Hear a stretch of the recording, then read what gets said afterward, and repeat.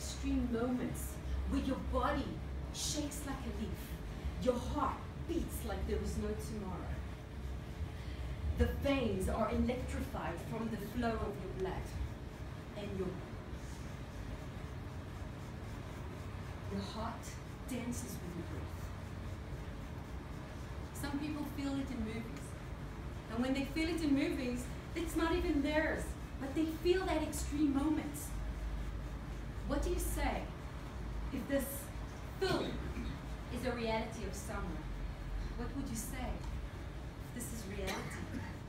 Is mine? It started with a sentence at 4 o'clock in the morning. Nemish, Freckles, that's my nickname. Whatever it takes, there is a gun underneath the pillow. Take the kids to the safe room. I have to go.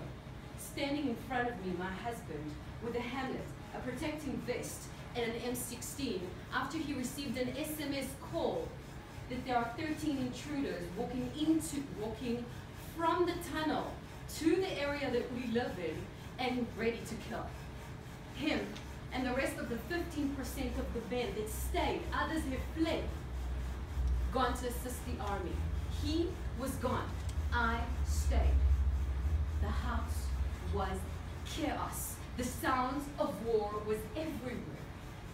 Their bombs, our bombs. Their bombs, our bombs. Helicopters were flying all over the show, around, here, there. Sounds that I couldn't believe. The house was shaking.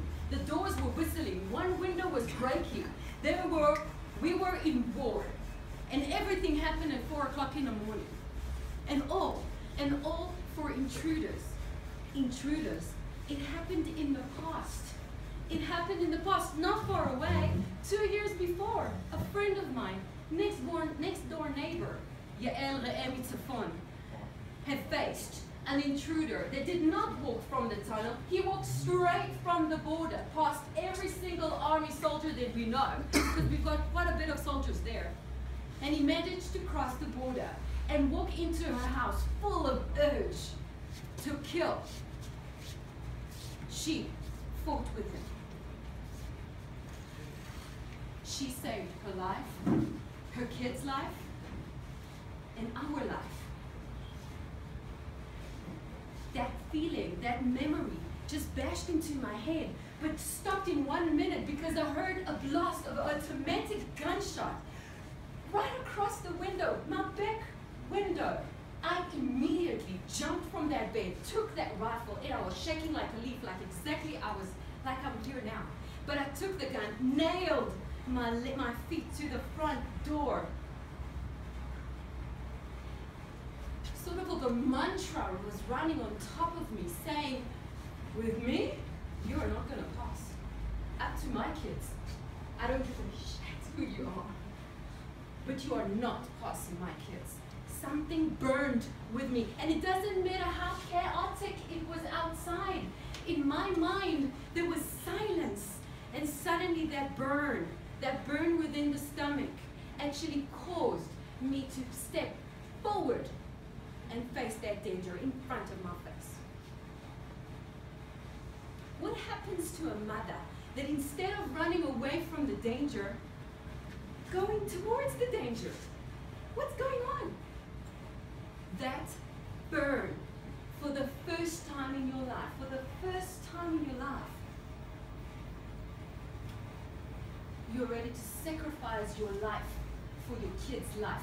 I call that burn an eternal burn, an eternal urge. Oh, here we go. An eternal urge. That urge. This time, I know that urge. It woke me up. It brought me back to the past. This time, I was fighting for my kid's life. It made me burn. But in the memory, in the past, it saved my life. Now I'm going to tell you the story. What woke me up in Suketa. The memory that I really wanted to forget. 15 years old. I lived in South Africa, actually. Yeah. Can you hear? Good English, yeah. Right. Right. I lived in South Africa. I'll stop for 2 seconds and let you know. I was born to a religious people in Israel.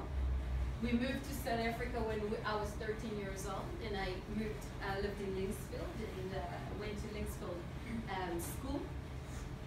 So I lived most of my life here. By the way, after I finished my matric, I actually went to back to the army. I was into the combat, not combat, a combat fighter actually, Magav, which is the border keeper unit. I was the 3rd round of girls that were allowed to do this. So I had my M16 and I had that Glock thing, and I was really cool that day. I was a lonely soldier, by the way, and by the way, thank God, Roseanne, I didn't even know about you, or I didn't even know about anybody. No one actually approached me. I was a lone, totally lone soldier. By the way, because my parents lived here. Finished the army, went to South Africa, did my varsity. I went to RAU, Rand University. Now it's called differently over here. And afterwards, I came back to South Africa, to Israel, did the security, met my husband, who's an amazing man, and then I came back to Israel. I had to share this story with you so you'll have that context to this part.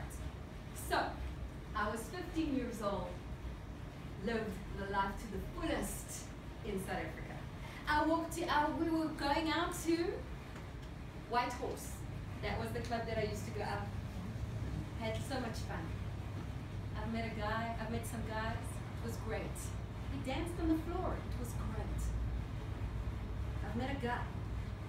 It was great as well. We went outside. It was great as well. But in the car, there was nothing great about that. Whole hell broke loose there. The feeling of helpless.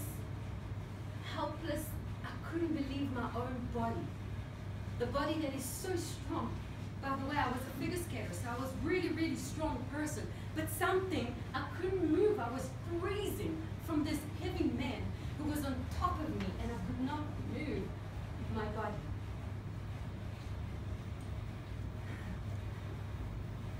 I couldn't believe my own eyes, but there was chaos of body movement and chaos of emotions, and I was so confused.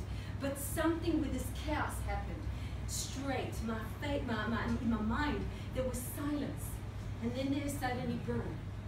A burn that I just told you that I remembered in Tsuke time.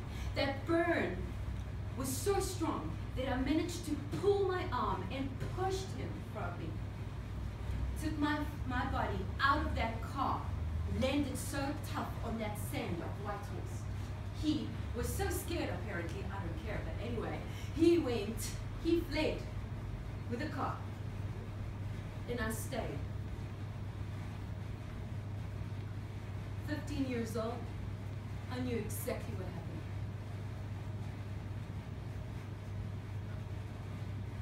But I realized, back then, it happened. It happened. Now what are you going to do about it? It happened. Are you going to be a sacrifice? Because that's how I felt when I was 15. Are you going to let him control your life? But for 5 minutes, I don't know how many minutes, but it looked like a fortune. He took control of my life. Will I let him control my life again? No ways. My lungs I felt the breath inside my lungs. I knew I'm alive. He is not going to take care of my life anymore. So I decided at that moment in time, I'm taking control. And the way that I controlled it is that I decided to bury so deep that story in my head, and I'm not going to talk about it. Because talking about it will make it live again. So I stopped. Call it naive, call it brave, I don't know what you can call it. But it was 15 years old decision, and I lived 23 years without even talking about it to anybody until this year. in front of people. Guess that. You're not the first group, so calm down. My parents heard it for the first time in April. That powerful urge actually saved me twice. First time from this rape. And second time for rebuilding myself from this rape. By myself. That is a powerful force. I don't think I would stand right here with you or right on that front door in Cape if I wasn't passing all what I've passed. That's for the first time in Cape I recall that it's where the present demands the past to react. And that's how I felt in Cape. But the thing is, it reminded me about that power. Can it be transferred to someone else? I mean, you build your life with it. Can it go to someone else? Can you bring it? Can you share it with somebody else? Can someone else grow it? Can grow from it? Cape show me how. Are you ready? Are you alive, guys? Are you okay?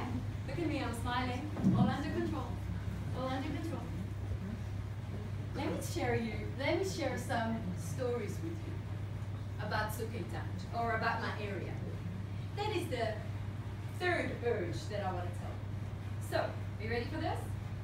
Our area is called Eshkol. Eshkol is a beautiful area.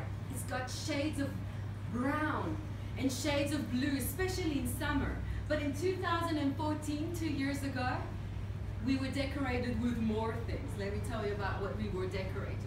We were decorated with a strip of gray fog, gray war fog everywhere. At 6 o'clock on summertime in Israel, it's really light. It's really beautiful. But in Cape it was already raining. In July, that's how the strip went. And we were decorated with the roads. The roads were full with tanks and other army vehicles and machine guns all over the show. And there were not 2 soldiers around in your lawn. There were 200 soldiers in your lawn. Everywhere, everywhere. In the fields, on the agricultural fields, everywhere. By the way, those are my kids. They were playing around. Here we go. Another thing that we were decorated was the sounds. The sounds of red color. I don't know if you know, but I'll just straighten up the ladder. Red color was the alarm in our area. Once there was a missile, there was red color coming along. The thing is that in the media, we were known to be 15 seconds. Have you heard about that? Right. Wrong. We don't have 15 seconds. We've got 4 to 7 seconds alone. 4 to 7 seconds to run to your safe room. And that's how we lived our lives. So, we were traveling all over the show as normal. We took the kids to the nursery school, and we were going to the supermarket. And one of the time that I went to the supermarket, I saw this unit. Soldiers were standing there, and I went to that soldier and I asked him, "Sir, how long have you been here?" By the way, it was pretty hot. Soldiers. So I stopped and I asked him, "How long have you been here?" And he said to me, 8 hours. Wow. And then I asked him, "How long since you've last eaten?" And he said 12 hours. Now, I'll stop right here and let you know what I feel. This talk is not about the army, how bad it is, how good it is, how prepared it is. This is not me, by the way. I do not complain. I act. As you can see, I act. So I don't care what happens in the army, and I'm not depressed about it. He was just not eating. He didn't eat. So the first thing I did was the clearness in my mind, and then the bird came along. And that bird, called the caring bird, I call it a caring urge. Because when you see a kid that doesn't eat, he's a kid, 18 years old is a kid, who doesn't eat for 12 hours, you feel that you need to do something about it. So I went to the supermarket. And I didn't didn't buy for one family, and no, not the quantity for Rosh Hashanah, as you know. I bought for 200 soldiers food every single day, 70 days. This is how we felt, how we need to behave. And you know what? My kitchen did not shame any catering kitchen. And by the way, I was not the only one. 15% of them stayed, so we actually fed them. Fed them every single day, morning, lunch, dinner. 200, 300 soldiers. The catering production line was amazing. I know how to prepare pies, chicken, meat for that kind of quantities. I actually prepared, cakes. I know how to prepare 20 cakes in a minute. Not in a minute, don't exaggerate, but 20 cakes like this. Wow. And you know what? This is how we lived. This is what we did all day long. And I felt spiritual. I felt alive. I felt needed. I felt productive. What happens to this person in the middle of a war? It's dangerous. Everything is scary. But you're alive and you want to help. What's that feeling?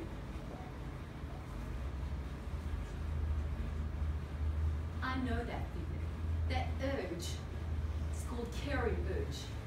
And one time in your life, when your caring urge is greater than your suffering and your pain, you grow. Simple as that.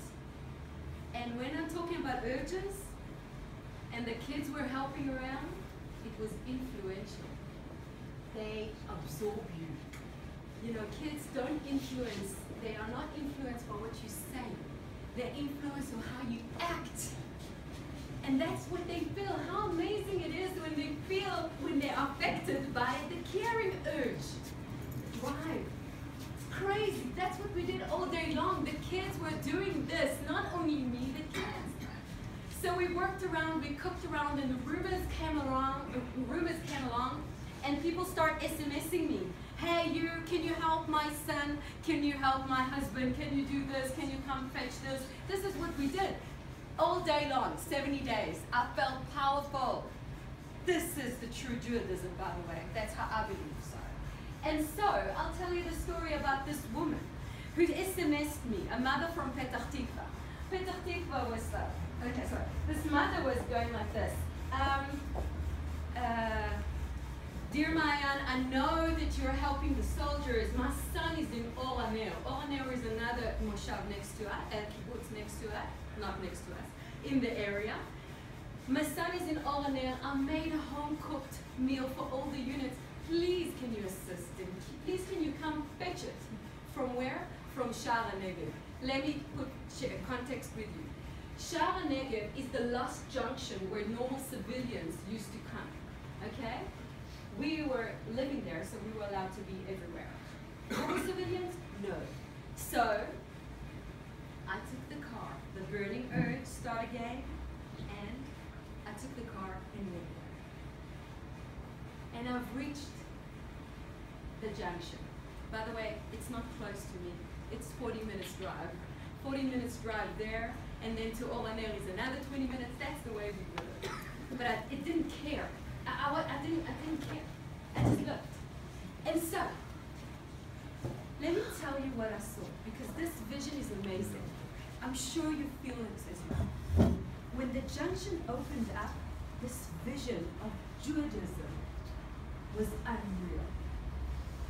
There was not one car, but there was rows and rows of cars, so many cars there, who wanted to assist soldiers. And not only cars, but trucks and caravans opened up, gave food, made meat, made hamburgers, made sandwiches, drinks, how do you say it? Physiotherapy. What? Help me! I forgot it. Massage stuffies. Physiotherapy. Treatment. Therapies. Here you go. Thank you. Gosh, I'm breaking the ice there. So that's what happened there. Everybody wanted to assist soldiers. That's true Judaism. Assist others even though you don't have. I mean, look at Israel. Israel don't have that much money, but she saves, she goes directly to every single country that suffers something. That's Judaism. In fact, that's human beings. That was amazing view to see. I felt Jewish like never before. You don't study it in any school and no books. You feel it in that moment in time. I felt so proud of being part of this. And so, I went to that mother, and my car was empty, and you know Israelis, they look for opportunities, right? So, clearly they saw an open door, an empty car. So they pushed everything inside, all the cookings, all the stuff that they wanted me to transfer, they pushed everything inside. You know what, it was pleasure. It was great. And so, it wasn't Oroner only, it was many places to go. So no 40 minutes for me, huh? It was a lot. I felt a lot. And so, after I hugged that mother, I realized we were hugging each other and she started crying. You know that silence cry when your shoulders will shake you? I felt amazing place, amazing position. For her, I was the extension of her caring for her son. Someone who takes care of him while she can't. That is amazing, amazing feeling for me. For him, I was a reminder that someone knows exactly where he is and takes care of him. That is the most amazing position I've ever felt in my life. That's why I stayed for 70 days at the border, 4 kilometers away from the border. And then I realized that when the caring urge is greater than your pain, you not only grow, you make others grow. That's like gravity. You grow, they grow with you. Look, this is a happy story for you. But not many occasions were very happy for us. We lost many people in this war, 73 to be exact. Some of them are younger than, some of them are young, some of them are a little bit older. We lost friends that lost legs, friends that lost their lives. One story that was so to the stomach was a kid, a 4-year-old kid, a son of a friend, a grandchild of family friends that died. It's ceasefire, period. He was murdered with a missile. Daniel Regeman, rest in peace. See, I don't ask why it happened. How many miracles can happen? I mean, my kids were on the bus. 200 meters from it, there was a missile. Another missile on Regeman's house. Everybody was saved. One missile. Another missile next to the pool. Another missile. How many times can you be saved? So we don't ask why. I ask, how do you choose at 4 years old? I remember the day I was on the pavement. The pain that I felt was terrible. How can that be? But then I remembered, he's not my family. So most probably they're suffering even more. Immediately that burn in my stomach just made me realize that they need me more. So quickly, I moved my fingers and start working with my friends, saying, can we help with the halvaya, with the funeral? Can we help with the shiva? Can we help? We helped. We made that food. We made that food. We helped every single time. We helped with the other kids. That's how we felt alive. In fact, that was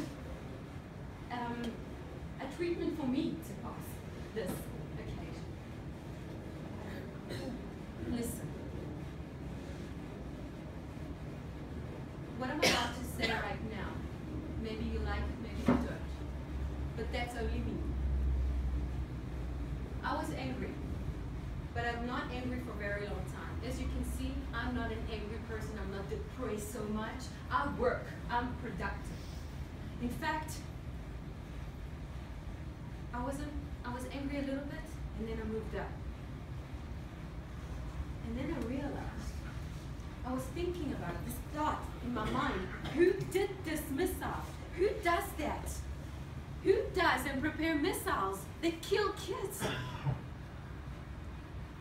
And I know for sure that there were youngsters. I don't know about that missile, but I know people that are making it. They are youngsters. And they drive themselves, take all their talent, and they want to belong to something, so they do it. And you know what? Let me tell you about Gaza. Let me tell you about Muslim world. I lived quite a bit there. The urge to belong is sometimes survival. They sometimes don't have, every time they have a choice, but their choice is either belong, be an extremist, because that's how Muslims are. You have to be, especially in Gaza, not in all the world, but especially in Gaza. It's at the right moment. Here we go, especially Gaza. Okay, at the right moment, we're singing that. Great friends! Gaza is an extreme point of Muslims. If you're not an extremist, you are banned. If you're not an extremist and work for them, you either die or you're banned. You're not a Muslim, so you don't belong. So they have the urge to belong. But if they are youngsters, that urge, we know for a fact, that's the highest urge for teenagers. Teenagers, you know these days, teenagers go WhatsApp if they are not, somebody's not calling them in 2 seconds, they are not loved, right? Or something is wrong with them if they don't have enough followers on Instagram, on Facebook. You are not belong. That urge is burning with kids, not only us. I mean, in Sukhetan, protective age, everybody was divided, wanted to belong, either to Israel and assisted, or the Gaza. That's how the news were like that. We want to belong. We want to be confirmed. I know that feeling. I had that feeling. I understand it. And when you understand a person, your perception a little bit changes. I don't think terrorism is good. I don't think killing a child is good. I think it's bad. But we have to deal with it differently. Empathy happens when you understand a person. If it happens to you or you know people, I work with it. Empathy for me is the greatest distinguished attribute for women, for human, also for women. First be human, and the rest will follow. I was 15 years old, and I wanted to belong. And it doesn't matter what values my family, my parents are amazing, by the way, they're crazy. They taught me so much values. Don't do drugs, right? Don't hit, don't do violence, don't steal, right? The 10 Commandments, they taught me very well. But when I was 15 and I wanted to belong and I wanted to be confirmed, not by my parents, by the other kids, the values are clouded. I used drugs at the age of 15, 16, 17, and 18. I did drugs. I used to steal. It was nice. Don't film it, sorry. It was nice. I used to drink alcohol every single day because I felt what I wanted to belong. So I understand people that are moved from that belonging urge. That's how I was attracted to teenagers in Israel. Let me tell you about the teenagers that I work with. I work with underprivileged teenagers. Their reality kills you. The poverty is so bad that they use their bodies sell their bodies, girls, sell their bodies to earn money to feed their little kid, not their kid, their sisters and brothers. They use violence, they use drugs, and they called me to help them or to teach them how to sell, to go to the society that confirms them. So, what I did is this. I realized that they've got talent, amazing talent. Some of them don't want to talk to people, so I taught them graphic design, one of my skills. And then one of them starts singing, so I took him to the sound production audio and studio, and we recorded Passover songs, and we've created a CD. And some of them were very talkative, as you know, they are very talkative in Israel. Drop that urge of craziness and passion to be ego, with the ego. They were crazy talkers. So I took that and I taught them how to sell. And guess what we've done? We've created a Passover Haggadah. Haggadah is perfect, right? Haggadah that actually we sold. The people that produced it, so the kid was having the CD, and the other ones designed that Haggadah, and the other ones sold that Haggadah. It was crazy, because those kids, the social workers told me, hey sweetheart, they don't come to school, they won't come to your lessons, they don't like time. Let me tell you one thing. They didn't miss a minute of my time. They were not late. And they were so passionate about it, like there was no tomorrow. They felt belonged. We created a family. They decided to change their reality to the society that punished them, now confirmed them.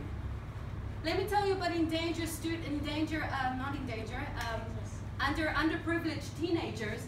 They are not allowed, people that have a case in the police, they are not allowed to be touched they are not allowed to have weapon in their hands. So they are not allowed to be in the army.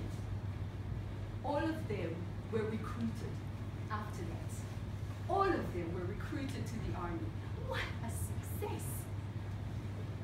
You know, so I'm just putting it hypothetically speaking.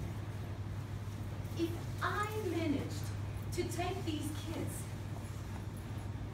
to make them a choice, to take that urge of belonging, and to give them a choice of choosing not to go to drugs and whatever and violence, and go somewhere else, maybe I can do that with